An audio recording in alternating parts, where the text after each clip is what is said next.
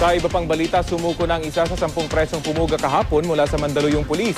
Patuloy naman ang pagtugis sa iba pang pugante. Balitang hatid ni Jay Sabale. Pasado alas 12 ng hating gabi kanina, nang voluntaryong sumuko sa Mandaluyong Pulis si Valentino Giana. Isa si Valentino sa 10 detainee na pumuga sa custodial holding cell ng Mandaluyong Pulis. Kinumbensing sumuko si Valentino ng kanyang kapatid na si Ramil. Ayon kay Ramil, mahigit 12 oras na nagtago si Valentino sa bahay ng kanilang tiyahin sa Sampaloc, Maynila bago ito umuwi sa kanila sa Welfareville, Barangay Addition Hills, Mandaluyong City. Dito po nagtatrabaho dati po. Kaya po mga polis, ako kasi baka makasuhan ng mga polis po rito. Kaya po sinurrender ko po kuya ko. Alas 12 ng tanghali kahapon ang tumakas si Valentino kasama ang 9 na iba. Sabi ni Valentino, wala raw sa plano niya ang tumakas. Matabay lang po ako niyan eh. Oo.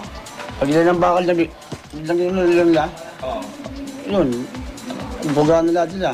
Oo. Nakasabay lang ako. Sinong nanghila? Ayun, Ano pangalan? Almenco. Palmenco. O, Lupin.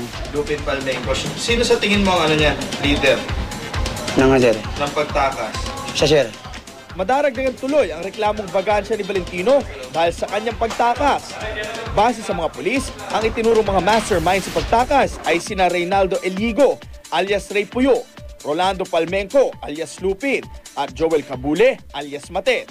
Ang tatlo ay kapwa naharap sa reklamong paglabag sa Republic Act 9165 o Comprehensive Dangerous Drugs Act na isang non-bailable offense.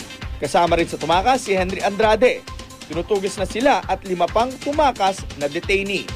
Mga sana kung ano kayo, magsalita kayo dito. Jay Sabale, GMA News.